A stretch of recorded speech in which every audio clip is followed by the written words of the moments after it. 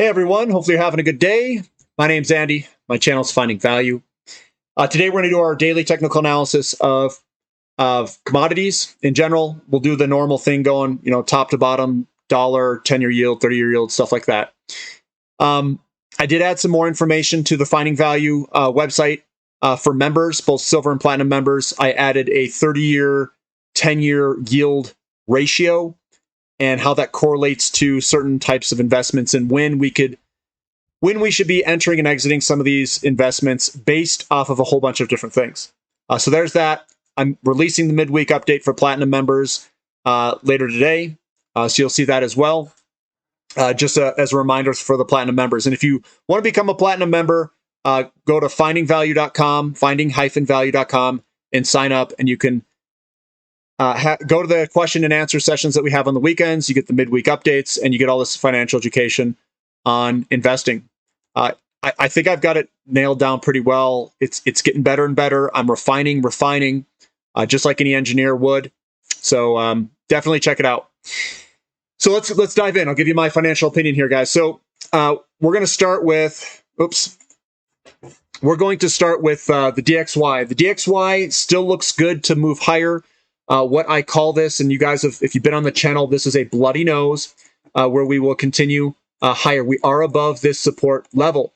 The statistical probability means that we could potentially head higher. That's what that is indicating. And we've broken out of this strong resistance line to the upside. Now we have to hold above it.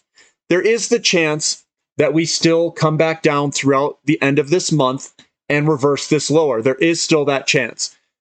So short term, it looks like we could go higher, but we could reverse at any time in the short term. The short term is the most volatile and least reliable, in my opinion. I like the medium to long term, and that's measuring things in 6 months to a year plus. The 10-year yield, we were just slightly coming down. We're coming up to these highs of 3.5% again.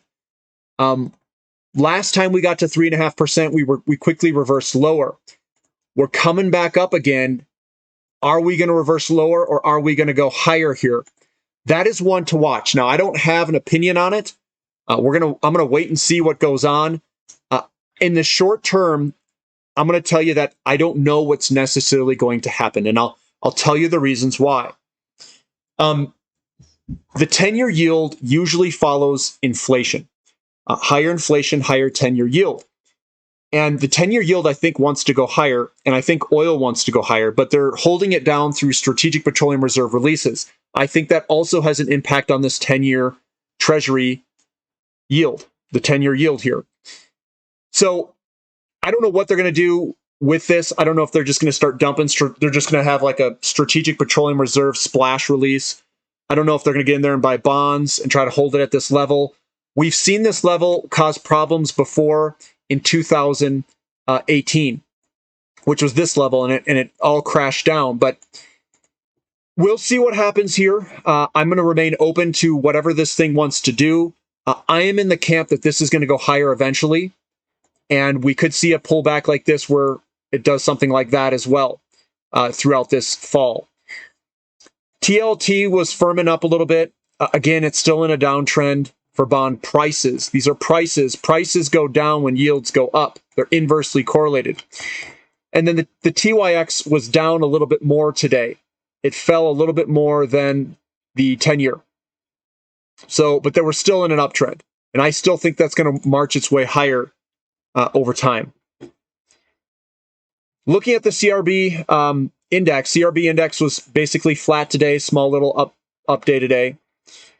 And I think that this is highly tied to oil. So a lot of it's going to be resting on the shoulders of oil. Gold heading a little bit lower today. We are at a strong support level. But keep in mind, usually under these types of conditions with oil, I think oil is going to go higher. I think the 10-year yield is going to go higher. And I think gold is still going to be lagged behind oil.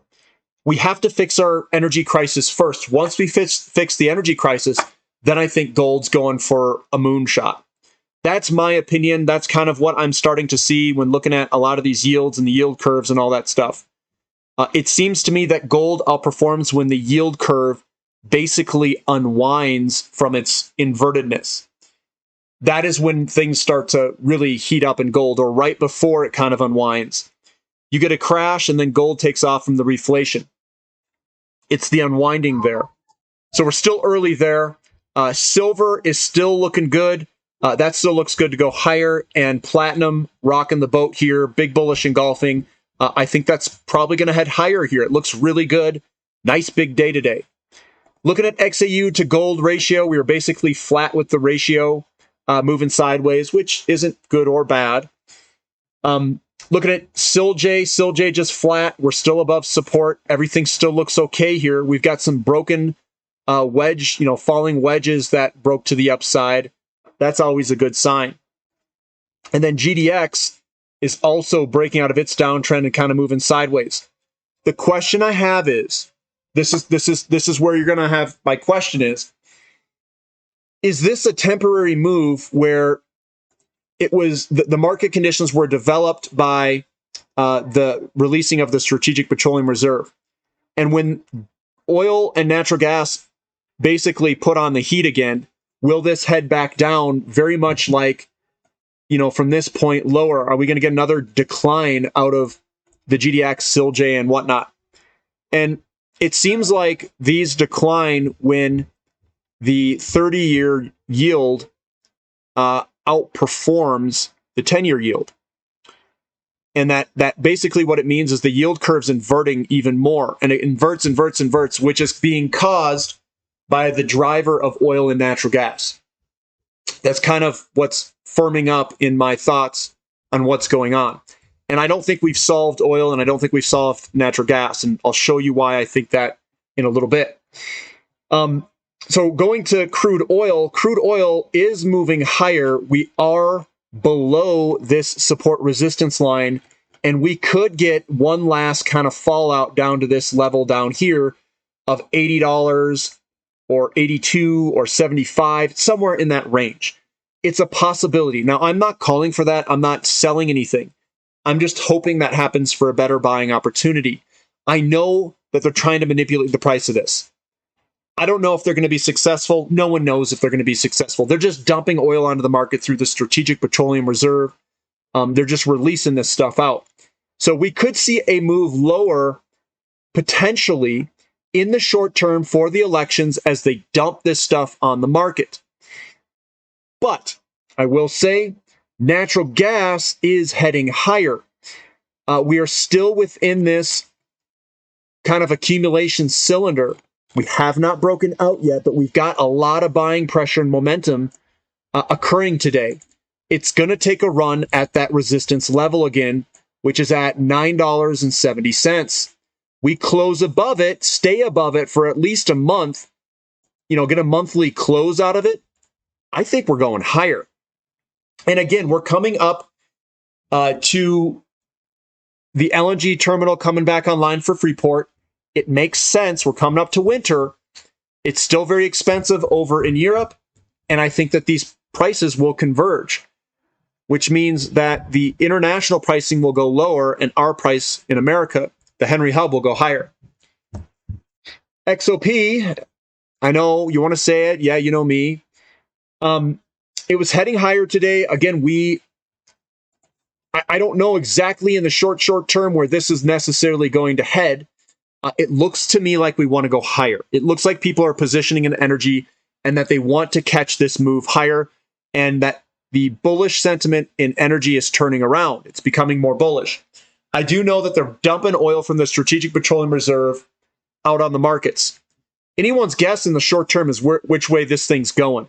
I don't see a clear path here of who's winning. I see buyers and sellers both at this juncture fighting with each other. So anyone's guess in the short term is the guess there. OIH, it does look good. This does look like I would be an accumulator in this area for energy service companies. They look very good, and I'll touch on maybe a couple for the platinum members in the midweek update on what I think looks good. We've got Uranium futures prices, this may be delayed today. I think it is. It did head lower a little bit, but we're still broken out above this. Everything still looks good to me for uranium in the futures pricing. Nothing's broken. The Sprott Physical Uranium Trust, we were higher today. And remember, yesterday was a sell-off, kind of sell everything event. And yeah, it went lower, but the buyers came in and we've bought it back up again. We're right above support. That's that support line coming across here. Everything still looks okay for a move higher if the buyers want to push it higher. Everything's still in check.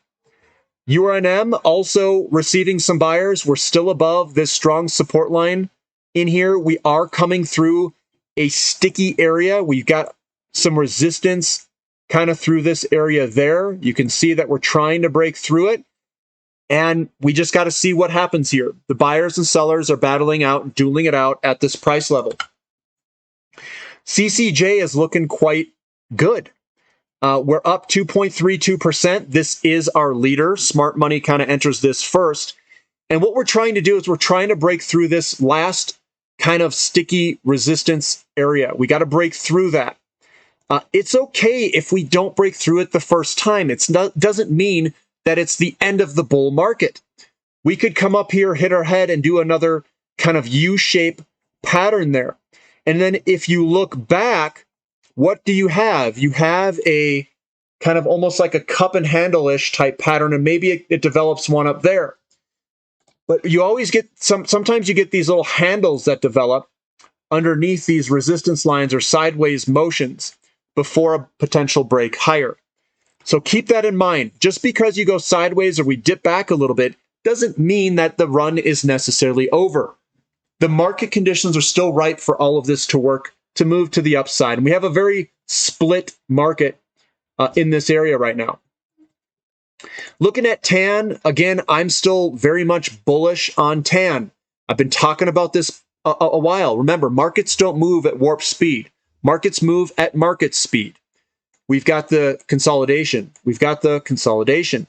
We've got a bullish engulfing. I think that we are going to go higher in the Invesco Solar ETF. It looks good for a potential move higher, and it still looks very much like a big old flag pattern where it will continue higher to the upside. So I remain positive or bullish on solar and a lot of the renewable companies.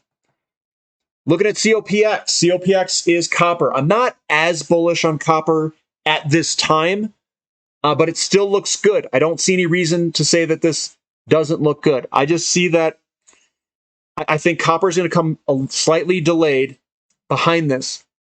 And then we'll get our boom in maybe a year or something, or 6 months, or whatever it is. But I still like these companies. I still hold the big diversified mining companies, collecting my dividends. No doubt about it. But it still looks good for a potential move higher. I don't see anything wrong there. CRB to S&P 500, the ratio, I do look at that. So when looking at the CRB to S&P 500 ratio, everything looks good for this to continue its outperformance of commodities outperforming stocks. So that still looks really good. REMX, this is the rare earth metals ETF. This ETF, again, still looks good.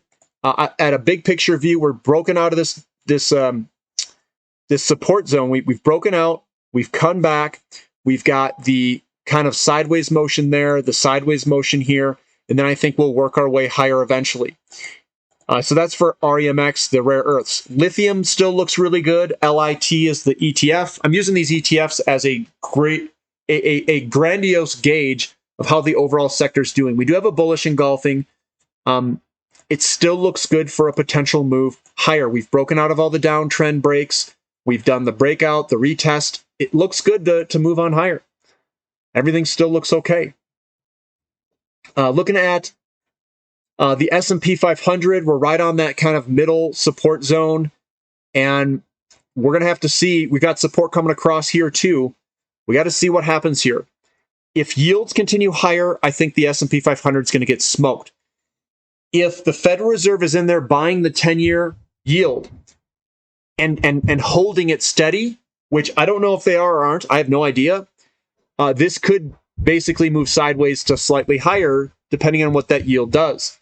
I have the same opinion on the U.S. Composite Index. This is very highly dependent on yields. And under a free market, I think yields would be going higher. But I don't know if there's something that could break in the system. I don't know if they have to come in there and buy stuff.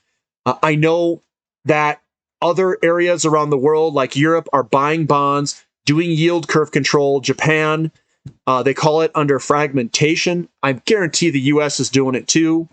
They're probably in there trying to control the yield curve. And right here is basically where we're at for support. And if we get a big move lower, if we see a big kind of move lower and yields higher, you know, that can happen. I could see that happening. So that is a risk there. EEM also finding some support right where it's at. Still looks okay to me. We need a weaker dollar for this to go higher. That's my opinion there. XHB, we're right on support. We'll see if that support holds. And if it doesn't hold, we could see another leg lower in the Home Builders ETF. Lumber holding strong. It's right, broken about. It's doing a retest. I think that will move and work its way higher. So that looks a little bit better. Looking at cocoa futures, we're still hanging out. I still think that's going to move higher eventually. We've broken out of this short-term downtrend line. Again, on a big picture view, we're just squeezing up in this corner here. Wheat moving higher still looks really good. I think we're going to blast off for wheat. We're going to continue this uptrend is what I'm basically saying. Soybeans still looks good. Small little down days with a big fat green candlestick. The green army's coming. I think we'll head higher. Corn also getting a little bit of a selling pressure day. Still looks good for a move higher. And then copper, we're still moving sideways. It is undecided on which direction it's necessarily going. We have broken the downtrend. We need to break 375, hold above it up here for a move upward into a new uptrend for copper. Moo looking, good. It's right at support. I still think this looks good to move on higher. We've seen some strength in some of the commodities like wheat and whatnot. So I think we're going to be moving on up in that. Aluminum, getting a little bit of selling pressure there. We're right at support, though. We're right on this support line. I do think that will hold. That's my, at least, interpretation of looking at the chart. And then Baltic Dry Index, huge move higher, up 12%. You're going to see probably a lag in the companies, but the companies will eventually work their way higher, and the Baltic Dry Index is recovering and looking a lot better. So there is opportunities there as well. So that's what I see for today, guys. That is the update. I'm a huge bull in energy still. That's kind of where my heart lies. I do think precious metals at some point is going to turn around. Platinum kind of trades on its own, and platinum's usually the leader first. At least that's what it was last bull market. Hopefully it's the leader first again, and then I can swap over into another precious metal when the ratios suggest so. We're not close to that anytime soon. It's probably a couple years away, year or two. And when that happens, hopefully I can time it pretty well, and I can get my swap on, so to speak, and time it pretty well and gain a bunch of precious metal ounces that way. But again, energy is where I'm looking. We've got the platinum member midweek update coming up. If you guys aren't platinum members, definitely subscribe. There's the findingvalue.com website. If you guys like the content, give me a thumbs up. Subscribe to the channel if you haven't subscribed there either. And we'll catch you next time. This is Finding Value.